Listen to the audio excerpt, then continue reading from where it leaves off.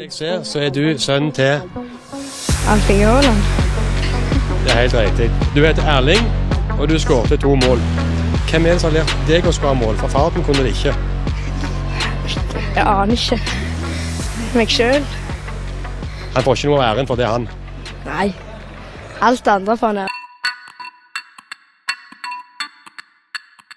Tu as sûrement déjà entendu l'expression projet Mbappé. Mais qu'en est-il du projet Haaland? Une chose est sûre, ce projet il n'a rien d'un projet qui se concentre sur un seul individu. En réalité, le projet Haaland, il n'existe pas vraiment. À la place, on pourrait plutôt parler du projet Bryn FK Génération 99. Ce projet, il n'a pas été mis en place sur une saison, ni sur 2 ou 3 ans, mais il a été mis en place sur 10 ans.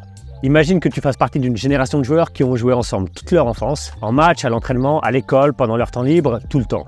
Et maintenant, imagine que ce processus n'ait pas été juste le fruit du hasard, mais été pensé par une équipe de coachs. Des coachs qui avaient une vision 10 ans avant de la concrétiser. Quels seraient d'après toi les résultats qu'on pourrait obtenir? C'est une histoire tellement folle que les médias en ont parlé à plusieurs reprises et il y a même une équipe de chercheurs qui a décidé d'en faire un cas d'étude. Et c'est de ce cas d'étude que je vais te parler dans cette vidéo. Tout commence dans la ville de Bryn, en Norvège. Une ville de seulement 12 000 habitants mais qu'on pourrait considérer comme une vraie ville de football. C'est une ville où tout le monde se connaît et où les habitants sont fiers de leur club. Club qui a navigué à travers les 3 premières divisions nationales des championnats norvégiens. Dans ce club se trouve un ancien joueur prometteur mais qui a dû renoncer à ses ambitions à cause d'une blessure. Et il se voit confier un groupe de 40 enfants, âgés à l'époque de 5-6 ans. Cet ancien joueur devenu coach, il s'appelle Berntsen. Il a de l'expérience, il coach depuis l'âge de 20 ans et il est titulaire d'un diplôme UFAA, le niveau juste en dessous des diplômes d'entraîneur professionnel. Et pour couronner le tout, dans la vie il est professeur, faisant de lui un pédagogue de métier. Et dès le début, ce coach et les autres éducateurs qui travaillent avec lui ont une vision pour ce groupe de joueurs. Et cette vision, elle se résume en une phrase: aussi nombreux que possible, le plus longtemps possible et le meilleur possible. L'objectif était de n'abandonner personne, de garder ces joueurs ensemble le plus longtemps possible et de les faire progresser le plus possible. Mais à ce moment-là, le jeune Erling Haaland ne fait pas encore partie de l'équipe. Les joueurs sont nés en 1999, lui en 2000.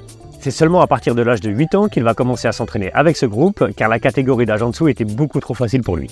Et dès ses premiers entraînements, il a commencé à marquer but sur but. Arrivé en match, ça a été exactement la même chose, but sur but. C'était décidé, son intégration au groupe serait définitive. À cette période de leur développement, les joueurs s'entraînaient 1 à 2 fois par semaine et jouaient le week-end en match contre des équipes locales, jamais de tournoi. Le coach avait pour but de les faire progresser un maximum sur le plan individuel et de leur faire prendre un maximum de plaisir durant les séances. Mais en regardant leur programme comme ça, 1 à 2 séances par semaine, ça peut paraître assez peu. Assez peu en tout cas pour progresser et exceller dans le football. La vérité, c'est que la plupart du temps que ces joueurs passaient sur un terrain de football, eh bien ils le passaient entre eux. Et ça, Berntsen le savait très bien. Ce n'est pas pour rien qu'il proposait souvent durant les séances des exercices et des activités que les joueurs pouvaient ensuite reproduire eux-mêmes en dehors des séances. Dès qu'ils le pouvaient, les joueurs se retrouvaient au dôme. Le dôme, c'est ce terrain synthétique couvert, installé, coïncidence ou pas, quand ils eurent l'âge de 6 ans. Le terrain était ouvert à tous et ils pouvaient y jouer pendant des heures à ce qu'ils appelaient la Coupe du Monde. Un tournoi où s'affrontaient des équipes qu'ils avaient constituées en essayant d'être le plus équitable possible. Cette cohésion, c'est ce qui faisait la vraie force de cette génération. Ils passaient littéralement tout leur temps ensemble, que ce soit au club, à l'école ou durant leur temps libre. Et ils avaient développé un vrai climat de compétition où ils se poussaient les uns les autres à progresser et cela toujours de manière positive et motivante. Mais avec le temps, ces heures de pratique libre sont devenues un peu plus rares. Pour la simple et bonne raison qu'à l'âge de 11 ans, le nombre de séances en club a commencé à augmenter. De 1 à 2 séances par semaine, ils sont passés à 2 à 3 séances par semaine. Mais ce n'est pas pour ça que la cohésion entre joueurs allait disparaître.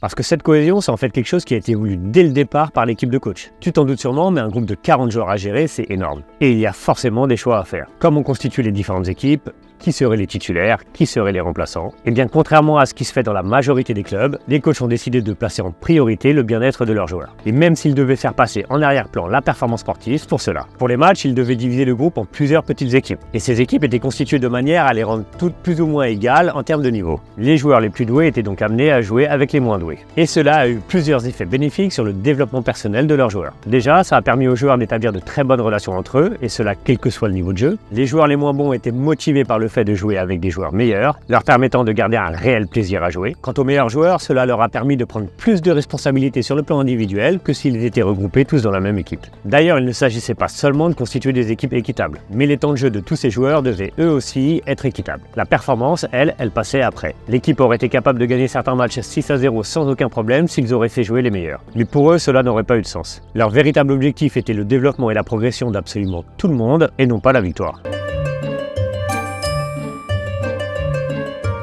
Cette manière de faire, elle montrait aux joueurs que tout le monde comptait dans le groupe. Et ça, c'est quelque chose que Berntsen considérait comme indispensable dans sa méthode. Avec 40 joueurs sous sa responsabilité, en délaisser certains pouvait vite arriver. Il se l'interdisait et il veillait à s'entretenir régulièrement avec chacun de ses joueurs. Il avait pour principe de considérer ses joueurs en tant qu'individus avant de les considérer en tant que footballeurs. Car pour lui, c'est ça qui permet à un joueur de construire sa confiance en lui. Mais une fois les joueurs ayant atteint l'âge de 13 ans, il a fallu s'organiser pour le passage au football à 11. Et cette fois, il fallait faire un choix tranché. Pour participer au championnat, il fallait une équipe première et une équipe réserve. Et encore une fois, Berntsen et son équipe ont fait des choix un peu différents de ce qui se fait d'habitude. Le groupe a donc été divisé en 2 équipes. Il y a donc eu la création d'une équipe réserve qui allait s'entraîner 2 fois par semaine, et la création d'une équipe première qui, elle, allait s'entraîner 5 fois par semaine. Mais en aucun cas il était question de briser la cohésion qui existait au sein de l'équipe. Déjà, les 2 équipes n'étaient pas faites en fonction du niveau des joueurs, mais seulement en fonction de leur volonté de s'investir dans un programme d'entraînement intensif ou pas. Ensuite, ils ont décidé qu'à chaque fois que l'équipe réserve s'entraînerait, elle le ferait avec l'équipe première. Cela permettait aux joueurs de continuer à s'entraîner ensemble, de faire le chemin jusqu'au club ensemble, bref, encore une fois, de passer du temps ensemble. Et bien sûr, mis à part le nombre d'entraînements, les 2 équipes étaient traitées exactement de la même manière. Le même sérieux était mis dans les entraînements et les matchs de l'équipe réserve que ceux d'équipe première. Et pour ne rien changer, l'équité des temps de jeu était toujours de rigueur. Tu te demandes peut-être maintenant quels ont été les résultats de cette méthode plutôt atypique. Pour mesurer ces résultats, on va prendre en compte le concept des 3 P. Ce concept, c'est celui qui a amené des chercheurs en sciences du sport à s'intéresser à cette équipe. D'après le concept des 3 P, la pratique sportive permettrait d'apporter 3 bénéfices principaux à son pratiquant. On a le P de performance. La pratique sportive permet d'atteindre l'excellence sportive. On a le P de participation. La pratique sportive permet de s'engager dans une activité physique tout au long de sa vie. Et on a le P de développement personnel. La pratique sportive permet d'assurer une santé psychologique et sociale, ainsi qu'un bon développement émotionnel. Si les chercheurs s'intéressent à ce concept, c'est que ces 3 éléments ne sont pas toujours faciles à atteindre à la fois, la poursuite de l'un pouvant se faire au détriment des autres. On connaît tous des cas où la recherche de performance peut amener du stress, de l'anxiété ou même l'abandon du sport en question. When I win, I don't feel happy. I feel more like a relief. And then when I lose, I feel very sad. And I don't think that's normal. I honestly don't know when I'm gonna play my next tennis match. I think I'm gonna take a break from playing for a while. Voyons donc comment cette génération 99 s'en est sortie. Déjà, sur 40 joueurs qui ont commencé le football vers l'âge de 6 ans, 35 pratiquent encore ce sport à l'âge adulte. Et une grande partie de l'équipe a continué à jouer ensemble entre l'âge de 17 et 19 ans, même si certains ont quitté l'équipe un peu avant pour aller se frotter au monde senior, comme c'est le cas pour Haaland qui a fait ses premiers pas avec l'équipe première de Breen à l'âge de 15 ans. Quoi qu'il en soit, le P de participation est grandement validé. Ensuite, sur le plan de leur développement personnel, il est évidemment difficile de donner des résultats chiffrés. Mais tout le monde décrit les joueurs de cette génération comme des personnes ayant des valeurs positives et un excellent comportement, que ce soit sur le terrain ou en dehors. On peut estimer dans une certaine mesure que le P de développement personnel a été validé. Enfin, sur ces 40 joueurs, 5 ont été appelés en sélection nationale jeune de Norvège, 6 ont fini par signer pro et 2 évoluent aujourd'hui dans des clubs qui participent à la Ligue des Champions. Encore une fois, ce sont des résultats qui défient toute statistique et on peut donc considérer que le P de performance a été validé.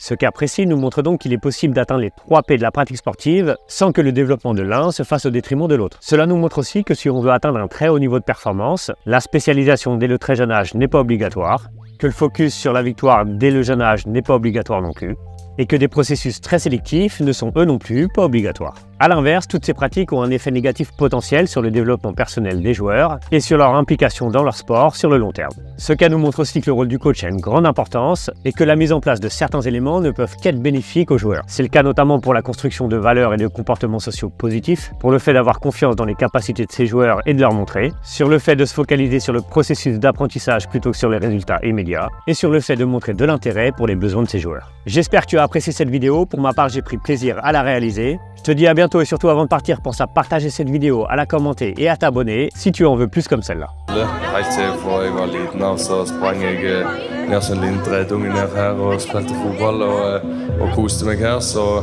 selvfølgelig hallen betydd mye, altså fotballen ja, men jeg tenker egentlig mest på sosialt. Og de gode vennene jeg er rundt meg nå, er gjerne det viktigste for meg.